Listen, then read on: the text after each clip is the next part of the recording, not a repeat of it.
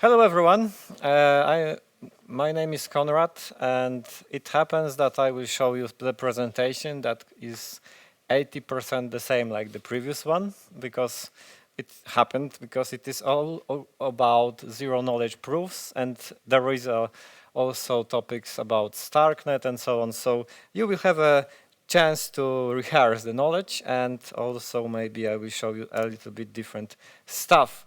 So, my name is Konrad, as I said. I'm a .NET developer, which is a nice language, by the way. If we have .NET developers here, hello. But I'm converting to Web3 also, and that's why I'm also here. So, in .NET, I'm working for 12, 15 years or so.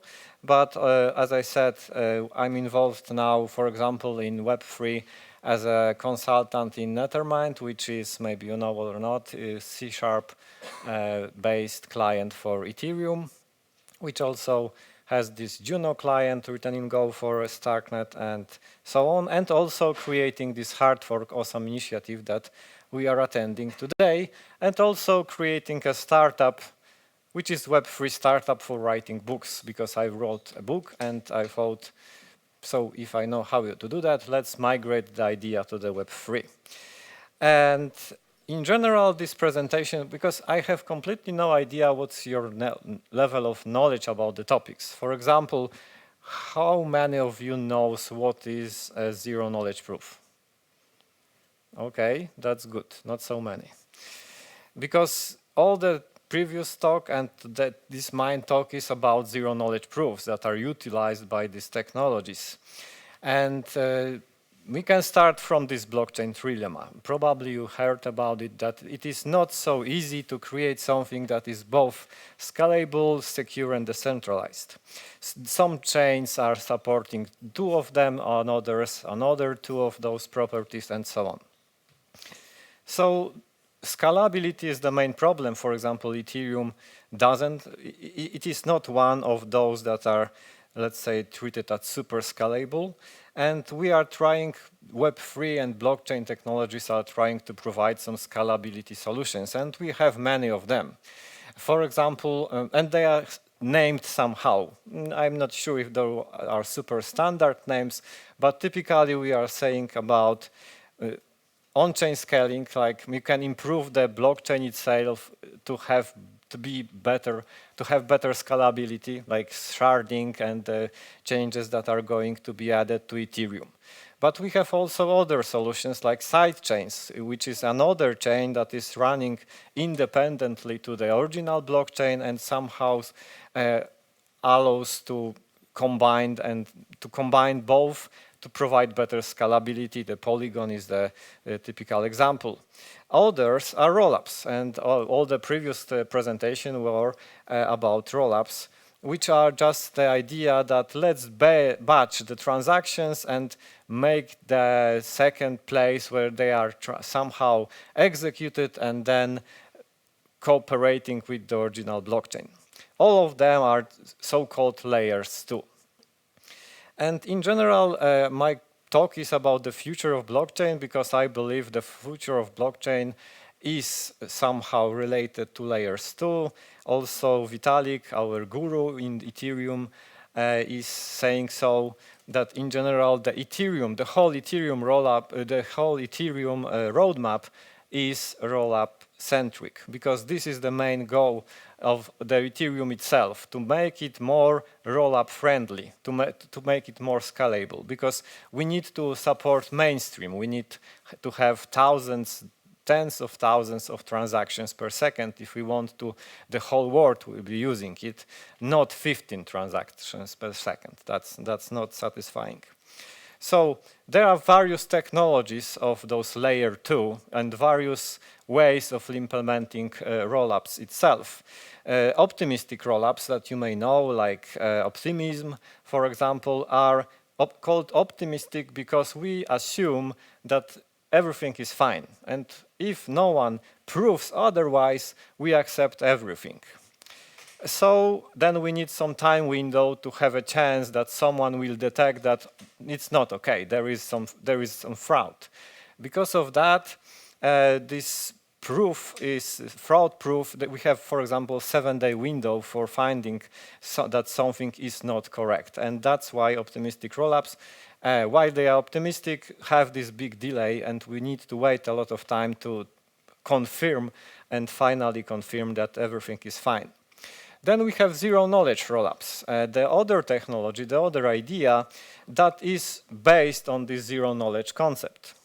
Instead of waiting until someone will find that something is not okay, we can utilize zero-knowledge proofs to batch those transactions and provide the proof, zero-knowledge proof, that everything is fine inside this batch of transactions. And then, as it was previously said, we can easily check, validate this proof instead of replying all the transactions and checking whether the final state is okay. We have only proof that shows that everything was fine. And this is working because of zero-knowledge proofs, because we need to have a technology that allows us to generate this proof that will state that everything is okay, but will not reveal all the data that is inside such a batch, because that it would be counterproductive. And then we have various rollups like Starknet that was described, ZK Sync, and so on and so on. But then we need to return to this idea, what in the end is this zero-knowledge proof? In general, the idea is pretty simple, because from the Wikipedia we can read that it is a protocol in which one party can prove to another party that something is true without revealing any information. In the other words, the zero-knowledge proof is a kind of pretty sophisticated mathematical technology that allows you to prove something without revealing the details of what you are proving. For example, I could create a proof saying that I'm adult without revealing my age. Typically, we need to show ID or something else to you or to you to just, you will check, okay, I'm born, my birth date is this, today is this day, so you are adult. But I have just revealed my birth date, so you were able to validate I'm adult. Zero-knowledge proof is something that will allow you to say I'm adult without revealing any details, any personal data, let's say. The simplest way of implementing zero-knowledge proofs is called interactive zero-knowledge proof. It is just a series of questions between the dialogue between the prover and the verifier. They talk, and after each question and answer, the verifier is more certain that the proof is correct. That's why it is called interactive, because they need to talk with each other many times, and the verifier is asking and the prover is answering, and so on. The very typical way of describing interactive zero-knowledge proof, every time when you will read about zero-knowledge proof, there will be probably an example of the Alibaba Cave story, which is a typical example of interactive zero-knowledge proof. So here we have a story when there is a Bob, let's say, the green guy, that wants to know whether this girl has known that whether she knows the password to the door, which is here. And how can, and she needs to prove that she knows the password to this gate inside this cave without revealing the password, because obviously the simplest way would be just saying the password, but then the password has been compromised. So how we can implement the zero-knowledge proof here? Simply, they can agree that she will say, okay, I'm taking the way A, so the up way of going into this cave, and then, or B, for example, and then the guy that is checking the proof, so in this green guy here, is saying he came in also to this cave, and he is saying, okay, so now let's return return from this cave from the entry A. And if she knows the password, she will simply open this gate and she will come out from the entrance A because she knows the password. If she doesn't, sorry, it means that it was not, she was saying false, she was lying, she doesn't know the password. Obviously, this is the only one iteration. He may be lucky, she may be lucky, sorry, she may be lucky, so it could happen that he asked her to go into that entrance that she really entered. So we need to repeat these iterations many times, and with every repeat, the chance that she is lying is simply dropping drastically. But this is this interaction that we need to repeat many times, and then have we will be let's say certain that she really knows that the password to this gate. Probably the description in the Wikipedia will describe you that much better than I did. And then we have another example of Sudoku. We can prove that we know the solution of the Sudoku, for example, by smart shuffling the real answer and providing proof of this shuffled solution. So the shuffled solution will be still correct, but we will not reveal this solution. This is another typical example of zero-knowledge proof, because then the prover will need to answer various questions about various elements from this puzzle, and after many iterations we will see, okay, probably we know the prover knows the correct answer because he's answering all the time correctly. But this is not good, because we know we want to have something fast and do not have any chatty protocol that is all the time talking between the prover and verifier. So this technology is not suitable for our purposes, but something like non-interactive zero-knowledge proofs has been developed. It is a purely mathematical stuff that allows to generate a proof of calculation simply and provide this proof to say that this calculation has been done and the result is this one, and here is the proof, but we will not have data that has been processed. We will just have the proof and the verifier that will be able to verify this proof. The verifier and the prover are part of this technology stack. So we have snarks and starks as they have been described previously. They have some differences. Both are based on zero-knowledge proofs. No trusted setup, faster, slower, whatever. Mostly what people are saying about snarks because they were first, but probably starks are better, I believe. So maybe the future of zero-knowledge proofs is more connected with starks. We will see. Obviously, zero-knowledge proofs are not only about rollups, because it is all about providing proofs without revealing data. So anonymous payments are using zero-knowledge proofs, like Zcash is using it, Rest in Peace Tornado Cash was using it, and so other solutions that were just to prove, for example, that I have paid, but without revealing what were the participants.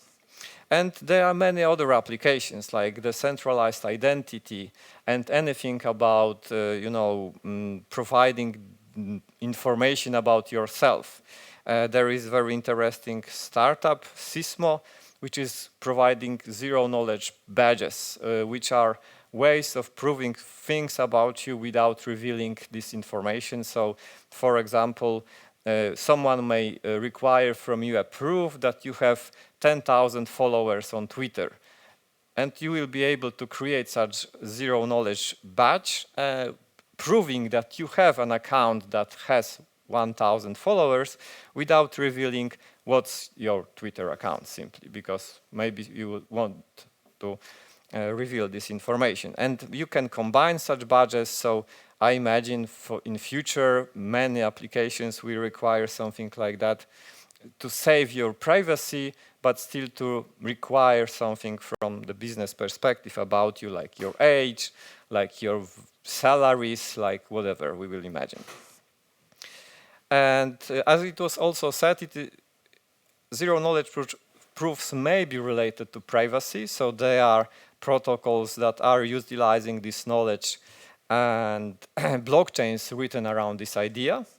But the problem with zero-knowledge proof that it is a pure math, and it is really hard to write zero-knowledge proof, prover, and it is super early stage of all this being developed. So, like Cairo is pretty primitive language still, and the high-level languages that will utilize zero-knowledge proof are just still emerging. So, for example, one of the very first is this Noir language created by this blockchain, which is one of the very first ways how you can play by writing your own zero-knowledge proof, generating a smart contract that will be a prover of it, and just play with this concept by yourself. So if you are interested about it, it might be one of the best ways to start learning. Or they are being used in various, like Chainlink has a ZK project, which is are oracles that are providing zero-knowledge proof about the various things that you would like to use in your smart contracts. So this is all about proofs of things, and that's why I believe, and Vitalik is believing that, and many others, is the future of blockchain, because we need privacy. Like, blockchain is not a magic, and no one probably wants to give everything about making public. We need privacy, so they will be showing here and there. Then we have obviously ZK Rollups, so this idea to apply zero-knowledge proofs for proving these batched transactions. And then we have, I don't know how it should be written, because everyone is reading it in different ways, so ZK Rollups, somehow like that. We are calling it zero-knowledge proof, Rollups, sorry. And yeah, I mean, both Vitalik and other pretty involved people in the blockchain technologies are saying that, like we now understand blockchain and what it in general is, in that same manner we will understand zero-knowledge proofs in 10 years. They will be so common and so popular that everyone will understand, maybe not the mathematical basics, but at least the use cases and what we can do with them. So zero-knowledge rollups are exactly the idea, how it was described previously. We are gathering and batching transactions and proving that all the data or the transactions has been processed correctly, and that they processed from this input to this output, and then here is a proof. The problem is with the data availability, because then the prover needs to, if we want to validate the proof, we need the data to check whether in the end it is a correct set of calculations and transactions that has been executed. So we have various data availability models for zero-knowledge rollups. First of all, we have rollup, which is just called rollup, when the data is on chain. Which is not for privacy for sure, because as it has been said, Starknet is publishing the input and the output before and after the whole batch of transactions on Ethereum. So it is not private still, because the final, the state of your accounts before and after of those transactions will be still public. So it is not for privacy.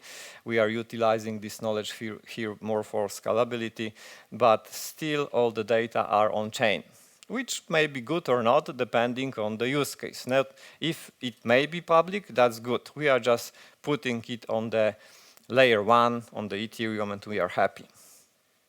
The second model is called Validium, which is storing data off-chain, which obviously reduces costs, because we don't need to store all the data that are required to validate the proofs on-chain. That's cheap. We can put it somewhere else, but obviously the question is where, and then we need to trust those entities that are storing this data, so various blockchains are trying to solve it in various ways. For example, like creating trusted, let's say, decentralized operators that are storing this data. And devolution, which is just the mix of it, so we allow the end user to choose per transaction. Some transactions might be fully okay with having all the data public, others may require to have this data off-chain, and this will be configurable per transaction. So in the end, when talking about layer 2 architecture, we have this set of possibilities. If we are talking about fraud proof, so this time window for proving that everything is okay, we have optimistic rollups and plasma. And then validity proofs, depending where we store this data, they will be called Volition, Validium, ZK Rollup. And if we look on the L2-bit side, we will see a lot of those solutions are in the end using. Most of them are using these solutions. Although we have some optimistic rollups, we have ZK, most of them I would say, at least more than a half is ZK rollups, Validiums, and that's, I believe, will be changing more and more.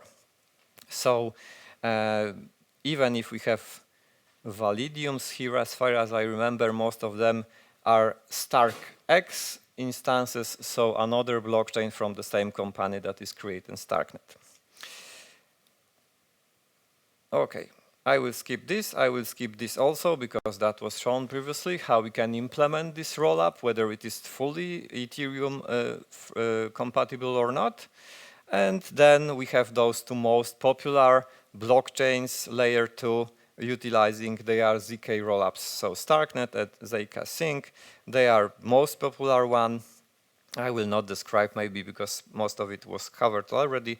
What is interesting here is to see the popularity of languages, and when we see here, we have Solidity, Viper, but the K-row, which is the third one, here is the third one. Obviously the difference between the second one and the third one in terms of the total value locked in the smart contracts written in those languages is pretty huge, but still K-row is getting popular.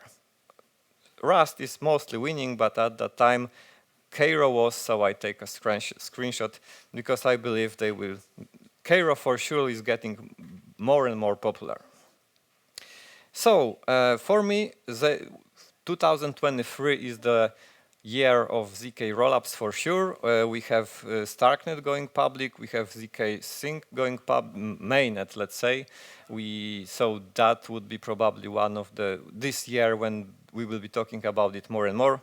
Anyone involved in Starkware software for sure knows that this is the year for it. And even from the investment point of view, obviously this is not any kind of financial advice, looking at Starknet or ZK Sync may be interesting because this is the year when they are really born to the mainnet. So when we look at this famous roadmap of Ethereum, we will see a lot of very fancy features that are going to be added to Ethereum, called in various ways, but 80% of these nice features are rollup centric. And to make Ethereum more friendly for rollups, for zero-knowledge proofs, to the point when Vitalik and other Ethereum Foundation is fully aware that even if we provide better scalability by second layer, the first layer also is going to that direction. So in the end, they will combine both scalabilities and we will end up with really scalable solution. And I believe that's all.